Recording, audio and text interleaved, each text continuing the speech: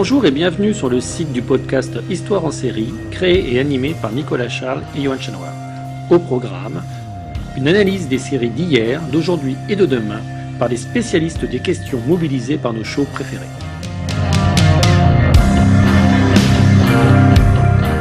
Histoire en série, c'est le podcast qui met en relation histoire, sciences humaines et séries.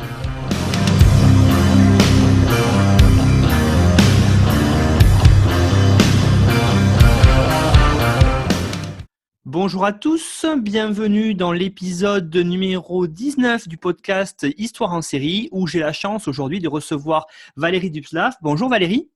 Bonjour Nicolas, bonjour à tous. Alors Valérie, vous êtes docteur en études germaniques et en histoire contemporaine, maîtresse de conférences en histoire des civilisations du monde germanique à l'université de Rennes. Vous êtes spécialiste de l'histoire du genre et de l'extrême droite en Allemagne. Vous avez d'ailleurs consacré une thèse de doctorat aux femmes du Parti national-démocrate d'Allemagne. Et c'est à ce titre que je vous invite pour présenter une série allemande où l'extrême droite joue un rôle assez important, la série Dogs of Berlin. Alors pour commencer, Valérie, est-ce que vous pourriez, pour les auditeurs qui n'auraient pas vu cette série diffusée sur Netflix, présenter ce qu'il en est ?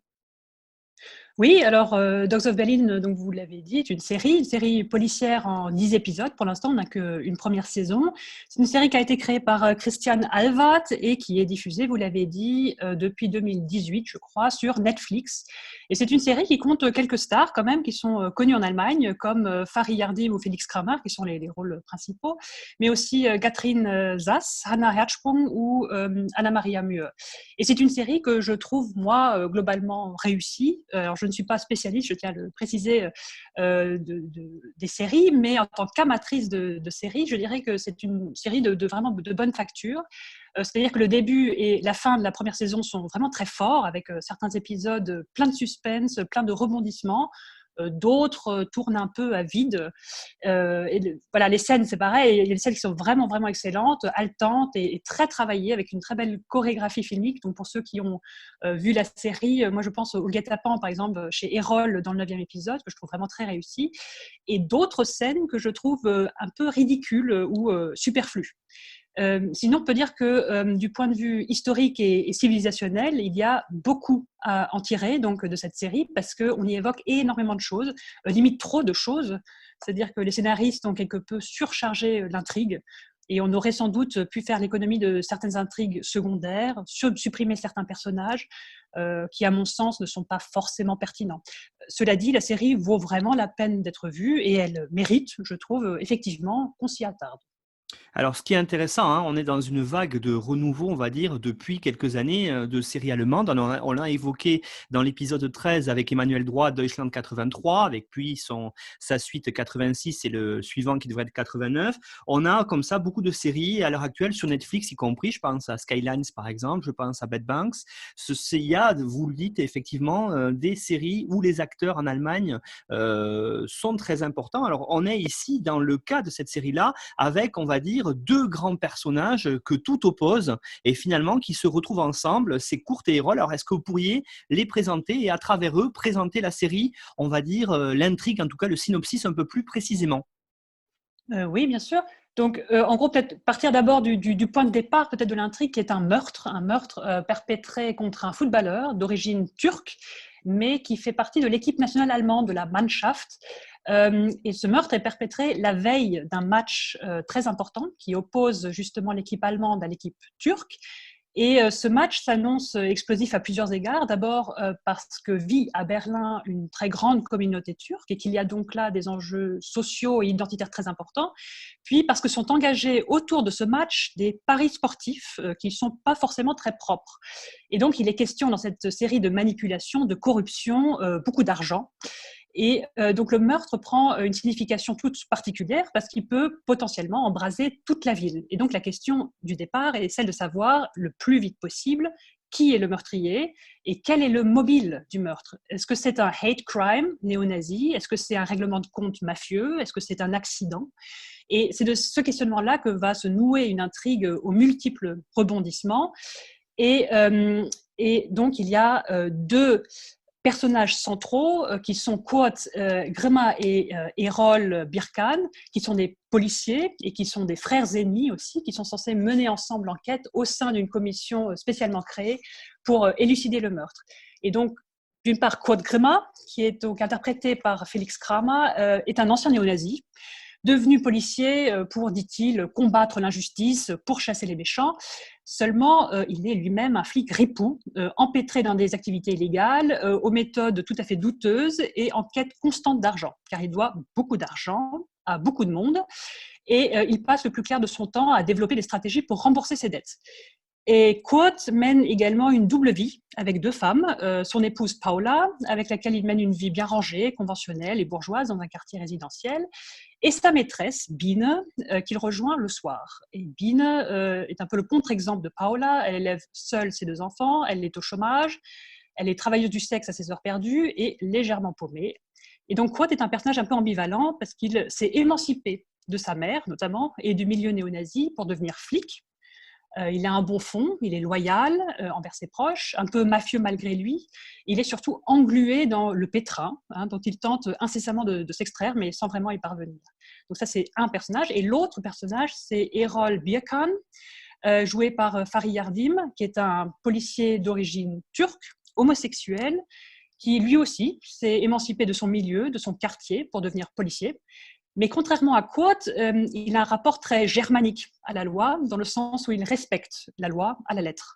Et donc, il a complètement intériorisé la civilité allemande, si vous voulez. Donc, il y a une scène que je trouve assez sympa. C'est après le match de foot donc, qui oppose la Turquie à l'Allemagne. Errol force un homme qui promène son chien à ramasser la crotte qu'il voulait laisser sur le trottoir. Et c'est une scène vraiment cocasse, on ne s'y attend pas du tout. Et c'est juste pour montrer qu'Errol est vraiment le stéréotype du justicier intègre, germanique, rigoureux, qui, au fur et à mesure de l'intrigue, va s'encanailler et abandonner ses principes pour atteindre le but qui l'obsède vraiment, à savoir démanteler le clan des Tariq Amir, qui est une famille solidement implantée dans le crime organisé.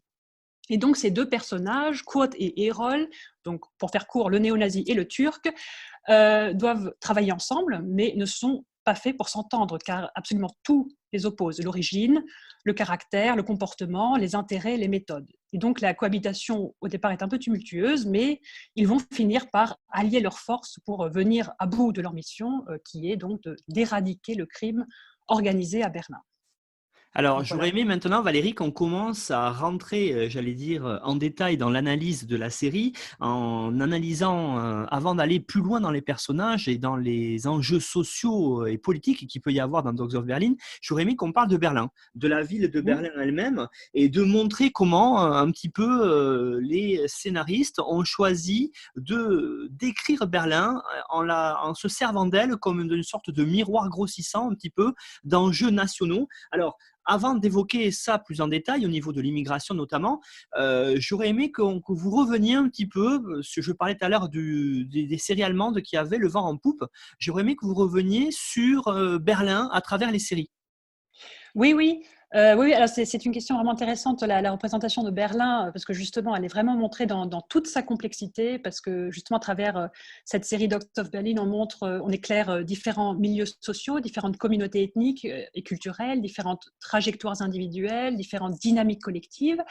Et donc, le tout montré donc, à travers le prisme de la capitale allemande, qui est vraiment une métropole bouillonnante, attachante, même si l'image est très très négative en fait, parce que Berlin y est présenté comme ville de la décadence, comme poudrière qui menace d'exploser à tout moment, comme monstre où sévissent le crime et le péché, la violence, la haine, l'amour du fric, les drogues, le sexe. Et c'est vrai que Berlin revient assez souvent dans les séries actuellement et suscite énormément de fantasmes. Et je trouve que l'univers créé dans Dogs of Berlin ressemble un peu à Babylon Berlin, justement, de Tom Tykwer, qui montrait le Berlin des années 20, sous la République de Weimar.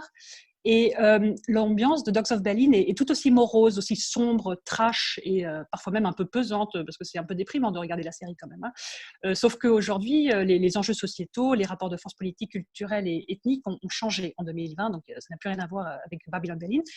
Mais Berlin est clairement une ville qui polarise dans les séries. On a l'impression que c'est ou Gomorrhe ou le paradis. Et là, je pense à une autre série que vous allez commenter, il me semble aussi, c'est Unorthodox, réalisée par Maria Schrader, qui décrit l'arrivée dans Berlin d'une jeune juive orthodoxe de New York qui y découvre au contraire la liberté, le cosmopolitisme, l'amour, l'amitié et une culture complètement mondialisée. Et cette représentation très positive de Berlin est vraiment aux antipodes de celle de Dogs of Berlin. Avec le verre grossissant, c'est exactement ça. Le Berlin est vraiment comme une métonymie, c'est-à-dire que Dogs of Berlin montre que 30 ans après la chute du mur, les disparités et les injustices demeurent, que la séparation historique entre l'Est et l'Ouest de l'Allemagne n'a pas été vraiment surmontée. C'est-à-dire que Berlin sert de métonymie pour pointer du doigt des problématiques qui sont nationales, c'est-à-dire la question de l'immigration, de la multiculturalité, de l'injustice sociale, de la violence, du racisme, de la montée de l'extrême droite et de l'amertume aussi que gardent certains Allemands de l'Est après 90. Tout ça est montré dans cette série. À plusieurs reprises, par exemple, il est dit que des personnages disent avoir tout perdu après la chute du mur. Et donc, eux, ils représentent les Allemands qui ont subi sans compensation donc les restructurations systémiques, politiques, économiques et sociales de la phase de post-unification, donc des années 90. Et toutes ces problématiques-là sont incarnées par des personnages, donc des personnages types, qui représentent un milieu, un groupe, une communauté, mais cette complexité est aussi spatialisée, c'est-à-dire que la série va opposer différents quartiers et différents arrondissements de Berlin et montre ainsi donc les disparités qui demeurent entre l'Est et l'Ouest de la ville. C'est-à-dire que la division, elle est toujours inscrite dans le paysage urbain, et c'est ce que montre la série à travers l'opposition entre deux arrondissements que sont Marzahn-Hellersdorf et Neukölln. Et je peux peut-être rapidement montrer l'opposition qui est faite. Oui, allez-y, tout à fait. Justement, pour se resituer dans cette ville gigantesque qu'est Berlin, resituer un petit peu ces quartiers qu'on voit très bien, Marzahn et puis Neukölln, qui est aussi un quartier un peu plus huppé. Exactement. Voilà, donc il y avait vraiment un contraste très fort entre Marzahn et Neukölln, qui sont donc les arrondissements où se déroule principalement l'intrigue. Donc Marzahn, où a grandi le personnage principal Kurt Krömer et où vivent toujours sa mère, son frère et sa maîtresse. Donc cet arrondissement-là se situe à l'est, en périphérie de la ville, et il est surtout connu pour ce qu'on appelle le Plattenbau en allemand. Donc ce sont ces immuables tours de béton grisâtre construites dans les années 70 en ex-RDA. Et à l'époque, Marzahn matérialisait l'idéal architectural communiste. Et dans la série, on a un peu l'impression de voir des quartiers figés, des vies figées, même la déco des appartements ne semble pas avoir évolué depuis la fin de la RDA. Et donc, visuellement parlant, ça sent un peu le renfermé quand même, ça sent un peu nostalgie, comme on dit, c'est cette nostalgie de la RDA. Et sinon, Marzahn est aujourd'hui un arrondissement assez homogène sur le plan social et ethnique. Il est plutôt pauvre et défavorisé, et il est présenté dans la série comme repère de néo-nazis. Et petit détail, ses habitants, ils parlent le dialecte berlinois. Et ça, c'est vrai, on dit Berlinern plus, comme on dit en allemand, donc on y parle le dialecte berlinois. Et en face, on a Neukölln, qui se situe au sud de la ville, dans la partie ouest de Berlin. Et c'est un arrondissement populaire qui est en train de pas mal changer, mais qui reste encore assez populaire, très multiculturel, où vit une grande partie de la communauté turque et arabe berlinoise. Et on y croise Erol et tous les personnages qui lui sont associés, à savoir sa famille, sa mère et sa sœur, Mourad et sa sœur, et c'est surtout la tanière du clan arabo-turc le plus puissant, le clan des Tariq Amir, qui est un clan inventé, mais donc ce clan Tariq Amir que dirige Karim Tariq Amir, un trentenaire un peu bedonnant, à la longue barbe parfaitement taillée, qui est un personnage assoiffé de pouvoir et d'argent et qui fait la loi dans la no-go zone qu'il contrôle. Et ça, c'est à mon sens un des points les moins réalistes de la série, c'est-à-dire que je doute que ce type de no-go zones existe véritablement. Donc il y a bien des territoires, des règlements de compte, des guerres entre clans pour conquérir et défendre des territoires, mais je doute que la police n'ose se rendre dans ces territoires par peur de déclencher une guérilla urbaine. Et autre petit point qui m'avait heurté, c'est que cette zone de non-droit se situerait dans le quartier de Kaiserwarte, qui est un quartier qui n'existe pas à Berlin. Donc c'est une invention des scénaristes. Et voilà, je me suis demandé pourquoi on avait inventé ce quartier-là. Est-ce que c'était pour éviter de stigmatiser les habitants de Neukölln, parce que c'est évident que c'est Neukölln. Voilà, donc ça je ne me l'explique pas vraiment. D'accord, donc il y a effectivement ici, on voit très bien la géographie de Berlin qui apparaît avec ces stigmates 30 ans après la chute du mur qui sont quand même encore visibles dans le paysage, à la fois, vous l'avez dit, en termes architectural, puis aussi en termes social. On voit qu'il y a une vraie fracture entre différents quartiers de la ville. Et justement, j'aurais aimé maintenant qu'on s'attarde dans un des points essentiels de cette série de 10 épisodes pour l'instant, qui est celle de l'analyse de la société allemande aujourd'hui, qui est une société multiculturelle où l'immigration, et surtout à Berlin, l'immigration turque joue un rôle essentiel. Alors, est-ce que vous pourriez rappeler un petit peu sur l'histoire de l'immigration en Allemagne depuis les années 60-70 et surtout après la chute du mur de Berlin? Oui, oui, oui. Alors c'est effectivement très important dans la série et puis en général pour l'Allemagne. L'Allemagne fédérale est une société d'immigration. Donc peut-être pour donner quelques chiffres, pour situer un peu la chose, l'Allemagne compte aujourd'hui donc une population de 81 millions d'habitants, dont 20 millions sont d'origine étrangère. Donc 25% ont un passé migratoire, et donc un Allemand sur quatre a des racines étrangères, ce qui est quand même assez important. Et l'immigration a toujours été encouragée en Allemagne, parce que comme la population allemande est plutôt vieillissante depuis plusieurs décennies maintenant, et que le nombre de naissances baisse, l'immigration a souvent été considérée par les politiques comme une nécessité économique. Alors, il existe bien sûr une grande diversité de types et de motifs d'immigration. Il y a une différence, bien sûr, entre l'immigration du travail et l'accueil d'étudiants étrangers ou de réfugiés ou de demandeurs d'asile.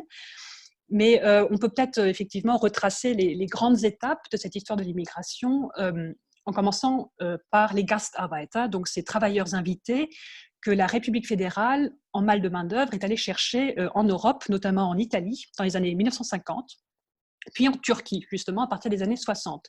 Et jusque dans les années 70, il y a eu d'autres accords bilatéraux avec l'Espagne, le Portugal et le Maghreb. Et ces populations-là n'étaient pas censées au départ rester en Allemagne, mais elles s'y sont établies. Et on peut dire qu'à partir des années 70, alors que naît la deuxième génération, la société ouest-allemande devient une société multiculturelle.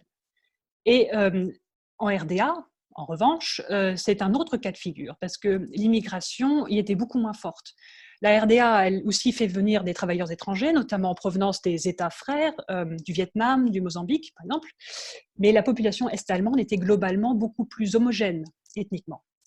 Et puis donc, on a une deuxième phase qui est donc celle de la phase post-unification, donc dans les années 1990, donc sont un autre moment fort de l'histoire de l'immigration, parce que donc l'Allemagne unifiée, réunifiée accueille beaucoup de Aussiedler, donc ce sont des descendants d'Allemands qui s'étaient installés en Russie sous le règne de Catherine II au XVIIIe siècle et qui choisissent de rentrer, entre guillemets, en Allemagne après la désintégration de l'URSS. Et à ces populations-là s'ajoute aussi un certain nombre de migrants venus d'ex-Yougoslavie. Et puis, dans l'histoire récente, on a bien sûr le moment 2015-2016, avec la crise dite des réfugiés, où des centaines de milliers de personnes originaires du Moyen-Orient, de Syrie surtout, mais aussi beaucoup du Maghreb et des Balkans, ont cherché et trouvé refuge en Allemagne. Et c'est un moment qui déchire l'Europe, qui clive fortement l'Allemagne, divisée donc entre les partisans de la chancelière Merkel qui défendent la culture de l'accueil et ceux qui s'y opposent et qui redoutent une, entre guillemets, déculturation par l'arrivée massive de jeunes hommes étrangers. Et donc, il y a eu en Allemagne beaucoup de débats sur l'immigration, sur le droit d'asile, sur la religion, sur l'intégration ces dernières années. Peut-être pour donner un exemple, il y a eu un discours assez important donc, tenu par l'ancien président de la République, Christian Wolff, en 2010. Il avait tenu ce discours le jour du 20e anniversaire de l'unité allemande et il avait dit que l'islam faisait partie de l'Allemagne. Et en disant cela, il répondait à Thilo Sarrazin, qui est un membre un peu sulfureux des sociodémocrates, dont le livre Deutschland schafft sich ab, qui a été traduit en français par L'Allemagne disparaît, un livre paru lui aussi en 2010, avait fait donc énormément de vagues, parce que Sarrazin reprenait dans son ouvrage les thèses du grand remplacement. En gros, il expliquait que la baisse des naissances des familles, entre guillemets, allemandes, était contrebalancée par une immigration massive qui appauvrissait culturellement l'Allemagne. Et ce livre a suscité un très très vif débat politique et public sur l'identité et l'intégration en Allemagne, sur la place de l'islam dans la société, sur la dangerosité aussi du terrorisme djihadiste. et un débat qui a donc été relancé à l'occasion des attentats islamistes et de l'arrivée des réfugiés en 2015-2016. Alors, ce qui est intéressant aussi dans Dogs of Berlin, c'est de poser, la série le fait, je pense, assez bien, la question de qu'est-ce que c'est la société allemande aujourd'hui, qu'est-ce que c'est d'ailleurs être allemand aujourd'hui, et est-ce que l'Allemagne est devenue une société multiculturelle, multiculti, je pensais à ce terme-là comme on emploie aujourd'hui en Allemagne. Alors, on le voit bien dans la série, j'allais dire, il y a un vecteur assez intéressant pour le montrer, c'est celui de la Mannschaft, de l'équipe nationale de football, où vous l'avez dit, hein, la star, c'est un joueur d'origine turque qui est assassiné, donc l'intrigue part de là, et on a, comme cela, on voit un petit peu la société allemande à travers l'équipe nationale. Alors, qu'est-ce qu'on pourrait dire sur cette société multiculturelle telle qu'elle est montrée dans Dogs of Berlin? Oui, oui, parce qu'elle est montrée de différentes manières. Bon, de manière très stéréotypée, il faut dire quand même, mais que je trouve assez convaincante quand même. C'est-à-dire qu'on va surtout nous montrer le côté multiculti à travers, par exemple, des repas de famille, donc des choses très simples, très triviales, des repas de famille, des lieux de sociabilité, des communautés plutôt arabo-turques, des bars à chicha, des cafés, etc. On va nous montrer ce multiculturalisme à travers les langues aussi, parce que les langues d'origine jouent un rôle assez important. Donc, on essaye de montrer que dans les communautés étrangères, oui, on a gardé sa culture, on a gardé sa religion, ses traditions. Et donc, on nous montre surtout que ces communautés cultivent un entre-soi, qu'elles ne se mélangent pas aux autres, à part bien évidemment des personnages comme Erol, qui est devenu flic, ou Mourad, qui est complètement, entre guillemets, intégré. Même le jeune footballeur nord, vous l'avez dit, la Mannschaft est très importante, parce qu'il y a un brassage ethnique dans la Mannschaft. Et donc, ce footballeur noir, qui est censé représenter la communauté africaine, voilà, montre cette intégration par le foot. Une chose quand même, un biais qui est non des moindres, c'est que ces communautés ethnoculturelles, cette multiculti, est quand même montrée surtout à travers l'implication de ces communautés dans le crime organisé. C'est-à-dire qu'on va montrer 3 organisations ethnoculturelles et criminelles. Premièrement, on a le clan Tariq Amir, qui serait d'origine arabe, qui vend des drogues, qui contrôle donc tout un quartier, la no-go zone dont j'ai parlé tout à l'heure, qui possède même une petite armée qui sera mobilisée au moment où la police lance son offensive de démantèlement dans le quartier, dans une scène de guérilla urbaine que je trouve très réussie d'ailleurs. Et donc ce clan Tariq Amir est un clan qui se donne beaucoup en spectacle, qui est très bling-bling. Il est vraiment dans l'ostentation permanente de son opulence. Ses membres exhibent leurs liasses de billets, leurs chaînes en or, leurs armes automatiques, leurs grosses voitures et leurs femmes. Et c'est vraiment dans cet ordre-là. Et le point que je trouve peut-être le plus intéressant à relever, c'est sans doute l'organisation familiale du clan, parce que c'est une organisation très archaïque où le pouvoir est transmis de père en fils selon le principe de la primogéniture. Et Hakim Tariq Amir est donc le maître très, très égocentré, assez cruel de ce clan. Mais il a un petit frère, Karim Tariq Amir, qui n'a pas l'intention de se contenter de sa place de second et qui tente donc d'éliminer son grand frère et de prendre le pouvoir. Et donc cette rivalité-là suscite un certain nombre de rebondissements que je trouve assez réussis. Deuxièmement, on a un deuxième clan qui est celui du clan Kovac, qui est d'origine croate, qui est très impliqué, lui, dans les paris, dans la manipulation de matchs de foot. Et alors, ce clan-là se fait complètement phagocyter par le clan Tariq Amir, qui l'élimine et reprend son business, pour faire court. Et on a un troisième clan, qui est celui des Death Daggers, qui sont des motards, d'origine arabe ou turque, et qui sont inspirés des Bandidos ou des Hells Angels, qui sont montés sur leur Harley Davidson. Et ces Death Daggers sont, eux, spécialisés dans le racket, et ils jouent un rôle plutôt accessoire dans l'intrigue.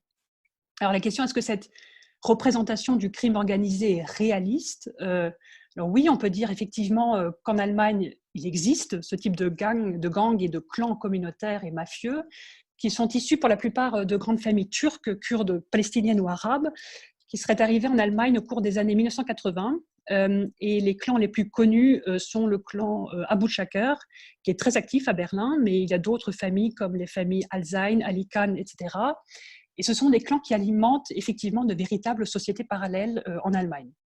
Et parmi leurs activités illégales figurent le trafic de drogue, la prostitution, le racket, les vols, les cambriolages et les braquages, etc. Et les services de police estiment qu'il y aurait à Berlin entre 15 et 20 gangs, et 1/5 du crime organisé serait attribué au clan arabe.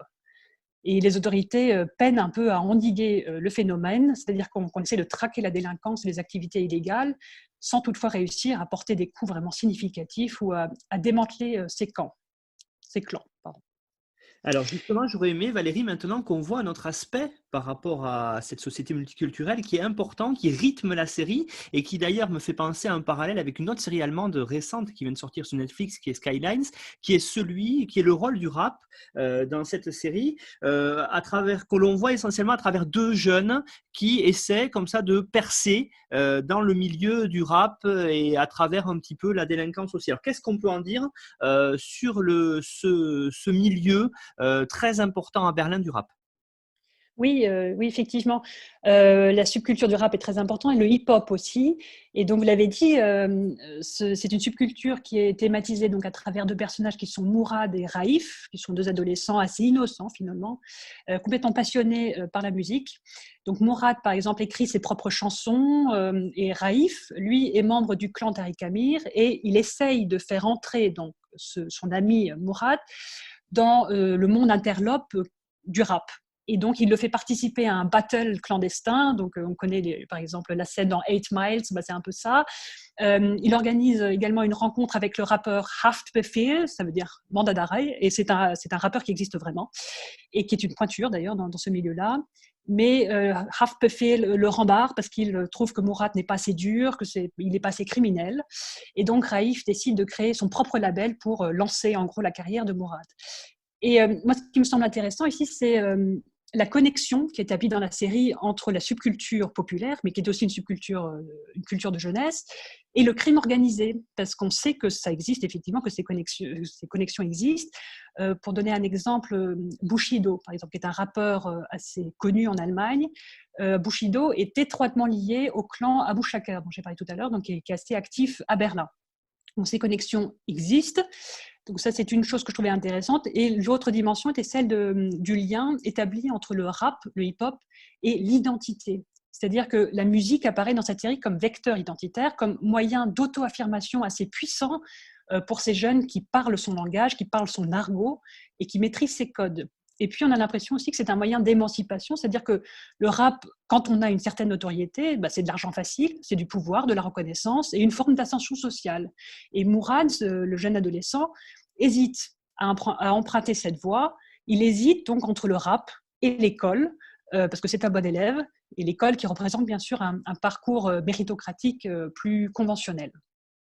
Alors, j'aurais aimé maintenant, Valérie, j'avais un peu évoqué ça tout à l'heure en vous posant la question, qu'on parle de cette équipe allemande parce que c'est une série aussi qui, quand même, consacre une partie essentielle, j'allais dire presque de l'intrigue, à la fois sur la forme, mais aussi sur le fond, à la Mannschaft. Alors, on le voit bien, on voit même un match de l'équipe allemande à l'Olympiastadion de Berlin. Qu'est-ce qu'il en est de cette représentation aujourd'hui de l'équipe allemande dans cette société multiculturelle? Oui, effectivement, oui, le foot prend une grande importance dans cette série et surtout donc, vous l'avez dit, dans ce match qui est donc entre l'Allemagne et la Turquie, dont les enjeux identitaires mais aussi sociaux et politiques semblent complètement dépasser le sport.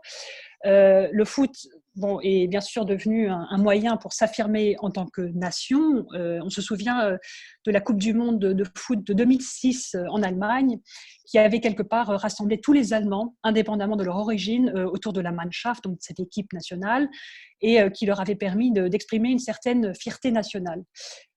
Seulement, on a appris il n'y a pas très longtemps que le Deutscher Fußball-Bund, c'est-à-dire la Fédération allemande du foot, avait acheté des voix en amont de la compétition pour obtenir l'organisation du mondial en 2006. Et donc, il y avait eu escroquerie. Et c'est un point que je trouve, que soulignent énormément les scénaristes, à savoir la corruption et les méthodes mafieuses qu'emploie la Fédération du foot. Parce que dans la série, cette fédération fait usage de la force, elle manipule les matchs et les paris, elle soudoie la police et elle fait chanter ses propres joueurs pour les domestiquer. Et donc, elle entretient plus la légende noire du foot que la légende dorée qu'on avait tendance, nous, enfin en Allemagne en tout cas, à célébrer. Voilà, donc il y a une dimension intéressante, je trouve, dans la représentation du foot dans cette série. Alors, j'aurais aimé maintenant qu'on aborde un aspect aussi très important, hein, vous l'avez évoqué un petit peu, c'est celui de la vision aujourd'hui de l'extrême droite dans la société allemande. Et Dogs of Berlin fait partie de ces séries qui ne cachent pas cette montée de l'extrême droite, comme on peut le voir aujourd'hui avec cette partie qu'est l'AfD en Allemagne, ce parti. Donc, qu'est-ce qui ressort dans la série autour de justement cette guerre ethnique telle qu'on peut la voir menée par ce groupuscule dans le quartier de Marzahn? Oui, oui, la série montre que, en gros, le racisme est quand même un problème structurel en Europe, structurel en Allemagne surtout, où il y a eu différentes phases de poussée de violence depuis la réunification. Donc peut-être juste pour rappeler quelques temps forts, entre guillemets, de ce retour, de cette résurgence de l'extrême droite après 90. On pense d'abord aux violences qu'il y a pu y avoir juste après la chute du mur dans un contexte de désorganisation étatique en ex-RDA, où justement une violence néo-nazie s'était déchaînée contre des demandeurs d'asile, des réfugiés et des minorités ethniques à différents endroits en Allemagne de l'Est, mais aussi en Allemagne de l'Ouest, et qui avait fait de nombreuses victimes. On a eu dans les années 2000 une deuxième poussée de violence à travers les agissements de la cellule terroriste de la clandestinité nationale socialiste, qui a sillonné l'Allemagne pour assassiner de manière très ciblée des membres de la communauté turque ou grecque, qui a perpétré des attentats à la bombe aussi, des braquages. Et le but de ce trio néo-nazi était de précipiter la chute de l'ordre démocratique en le déstabilisant par une guerre ethnique. Et l'idée étant à terme d'établir une dictature sur le sol allemand. Et donc l'extrême droite tue en Allemagne, et depuis la réunification, elle a fait plus de 180 victimes, et elle continue d'ailleurs à sévir actuellement, parce que, juste pour vous donner quelques exemples, depuis 2015, il y a eu à nouveau une poussée de violences terroristes, c'est-à-dire que ces dernières années, on a démantelé un certain nombre de cellules terroristes, la Old School Society en 2015 par exemple. En 2020, on a eu l'organisation Combat 18 Deutschland ainsi que le groupe S qui ont été démantelés, et ces cellules terroristes voulaient tuer des musulmans et des réfugiés. D'autres attentats ont réussi malheureusement à Kassel, à Halle et à Hanau. À Kassel, en 2019, un membre de la CDU, qui était le préfet du district de Kassel, a été tué par balle à son domicile parce qu'il défendait la ligne de Merkel dans le contexte de la crise des réfugiés. En 2019, un homme a essayé de s'introduire dans une synagogue de Halle pour provoquer un bain de sang le jour de la fête de Yom Kippour. Bon, il a échoué, mais il a quand même tué 3 personnes, dont sa mère. Et il y a 2 mois et demi, un attentat a été perpétré à Hanau dans des bars à chicha qui, là aussi, a fait une douzaine de morts. Voilà, donc c'est une actualité sanglante, c'est une actualité en Allemagne. Donc on a en Allemagne une extrême droite très organisée, très militante, très radicale et prête à recourir à la force armée au nom de principes racistes. Et elle est actuellement, cette extrême droite, extrêmement bien implantée en Allemagne, donc qu'elle soit militante ou que ce soit des partis comme Alternative für Deutschland, l'alternative pour l'Allemagne, qui aujourd'hui siège dans tous les parlements allemands. Donc une extrême droite très implantée, certes surtout dans les nouveaux Länder, mais c'est en fait un phénomène national, et c'est un phénomène qui suit des dynamiques globales, parce que l'Allemagne en fait ne fait que suivre les grandes tendances internationales, quand on pense aux États-Unis, au Brésil, etc. Et donc ce qui est intéressant, c'est que dans la série Dogs of Berlin, on représente une Kameradschaft, donc c'est une camaraderie libre. Donc les camaraderies libres ont émergé dans les années 90 en Allemagne fédérale, et il s'agit en fait de groupes néo-nazis informels et autonomes de taille réduite, donc elles comptent entre 5 à 20 personnes, mais dont l'organisation peut être extrêmement structurée et hiérarchisée. Et selon les services de renseignement, on compterait aujourd'hui environ 150 camaraderies en Allemagne, dont près d'un tiers en Saxe. Et à Berlin, il y a effectivement plus de camaraderies à l'Est, notamment à Marzahn, mais aussi à Lichtenberg. Et ce sont des groupes particulièrement radicaux, militants et violents. Et donc, ce qu'on voit dans la série, donc la Kameradschaft Marzahn, est une camaraderie où règne une discipline de fer et des valeurs soldatesques, c'est-à-dire que les règles de conduite y sont extrêmement strictes et tout écart à la règle est puni. Et donc, on voit dans un épisode, par exemple, des néo-nazis effacer chez un camarade un tatouage de croix gammée au laser parce qu'il a osé arborer le tatouage dans un lieu public. Ce que je trouve une scène un peu étonnante, parce que oui, la loi interdit l'exhibition de signes nazis, mais je doute fort que les néo-nazis se punissent entre eux quand ils entravent la loi. Au contraire, les néo-nazis ont tendance à jouer avec les symboles, à revendiquer ces symboles, à contourner la loi en utilisant des codes. On connaît par exemple le chiffre 88 qui veut dire Heil Hitler. Et donc, voilà, je trouve que c'est une scène un peu étonnante. Moi, j'imagine qu'elle est censée montrer le sadisme des néo-nazis, mais elle est peu réaliste en fait. Et donc, la série entretient un énorme cliché sur les néo-nazis, c'est-à-dire que les membres de la camaraderie sont identifiables très facilement.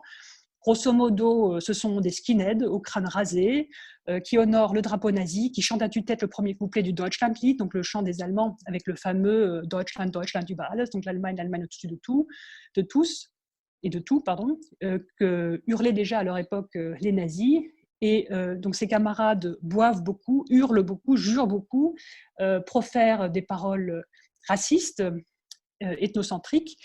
Et ce sont des néo-nazis très brutaux, intransigeants, fanatisés, qui en gros n'attendent qu'une chose, c'est en découdre. Bref, c'est une représentation très stéréotypée, sans doute un peu réductrice de ce que sont vraiment les skinheads.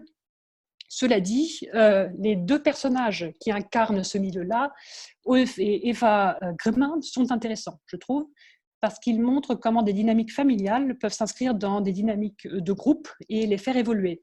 C'est-à-dire que la figure de la mère, Eva Grimm, me semble vraiment intéressante parce qu'on apprend qu'elle a fondé la camaraderie avec son mari décédé et que c'est donc elle qui entretient et transmet les traditions nazies à ses enfants, Kurt et Ulf, qu'elle a d'ailleurs éduqué à la dure et qu'elle a endoctriné. Donc, à travers elle, est posée la question que je trouve moi très pertinente et importante du rôle que jouent les femmes dans l'extrême droite, dans la stabilisation des structures, dans la transmission de l'idéologie et dans l'organisation de la vie familiale autour du militantisme néo-nazi.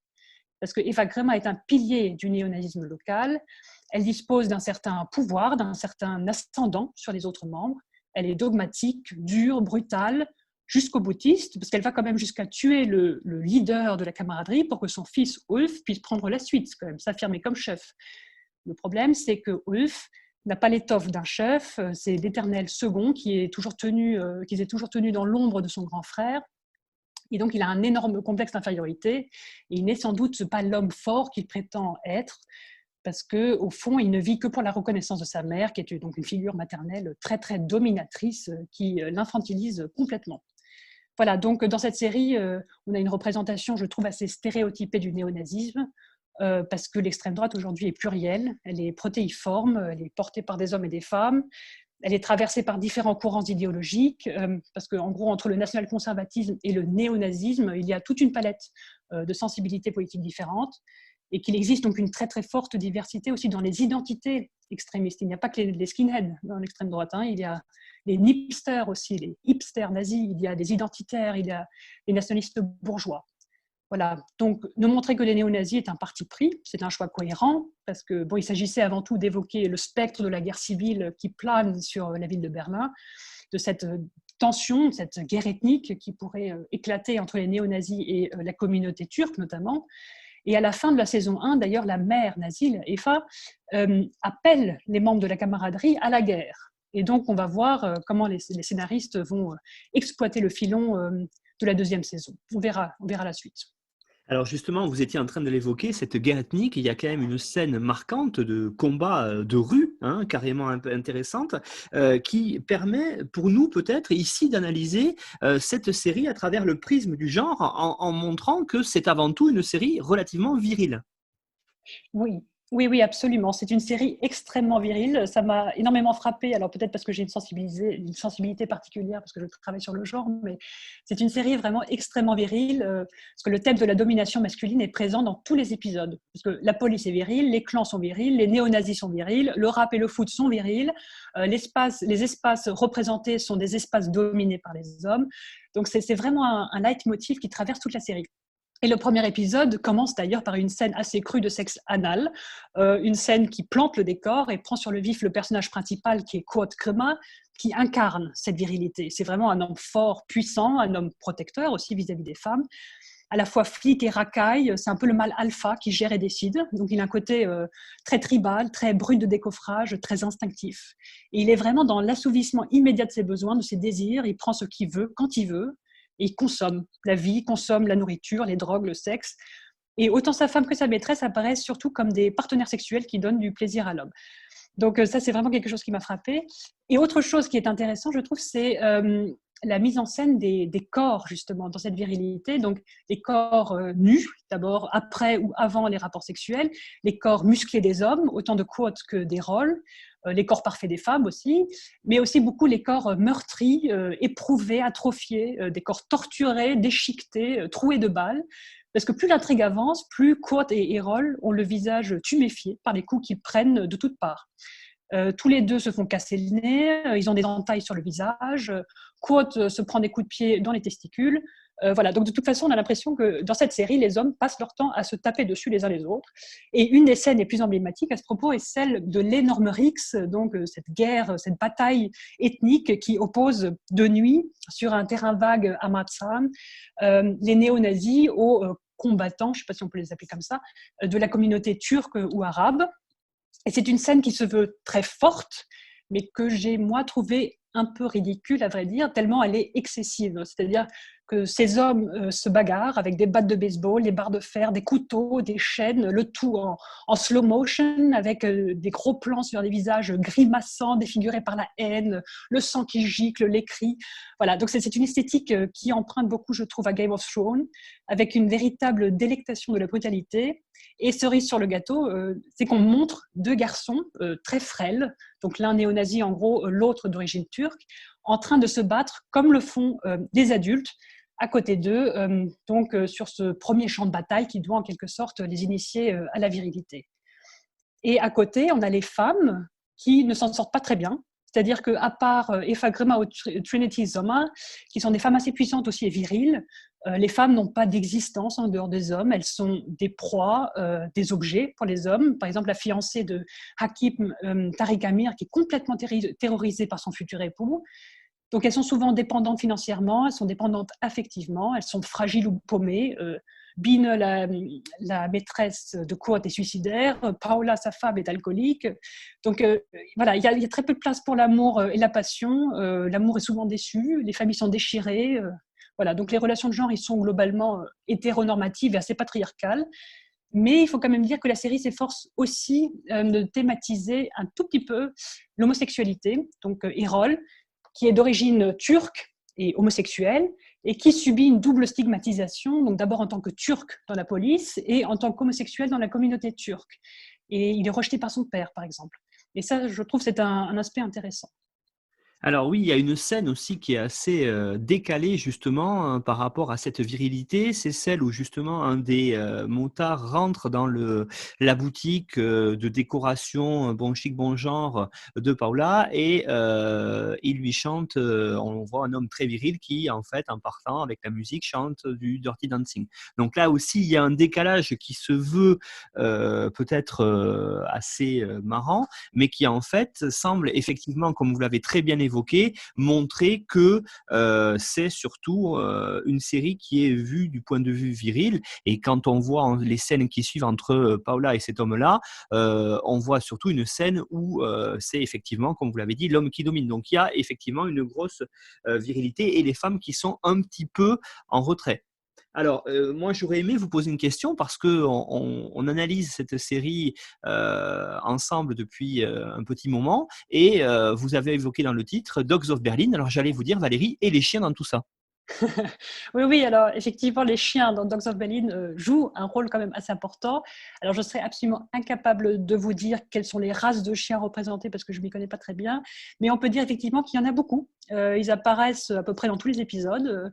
On voit des chiens errants, des chiens en laisse, des chiens abandonnés, des chiens de combat, des chiens de garde, des chiens qui chient, je cite, sur des pelouses.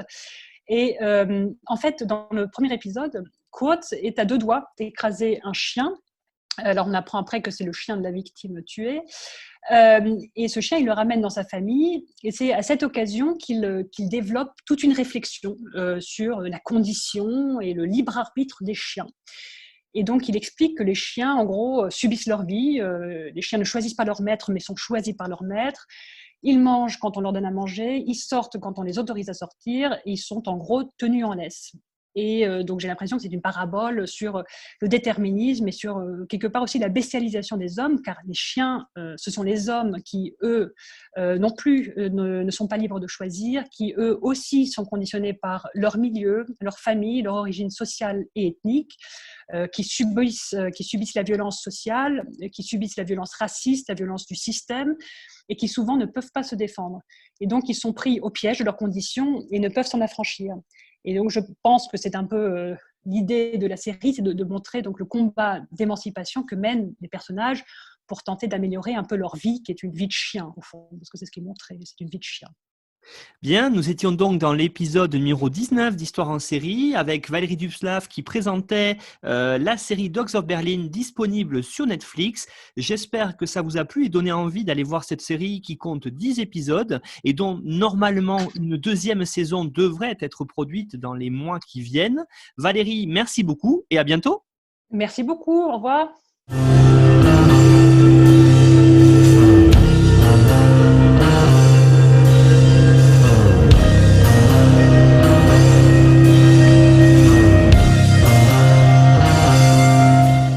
Retrouvez-nous sur Twitter @Histoire en série pour connaître le programme à venir ainsi que des conseils bibliographiques.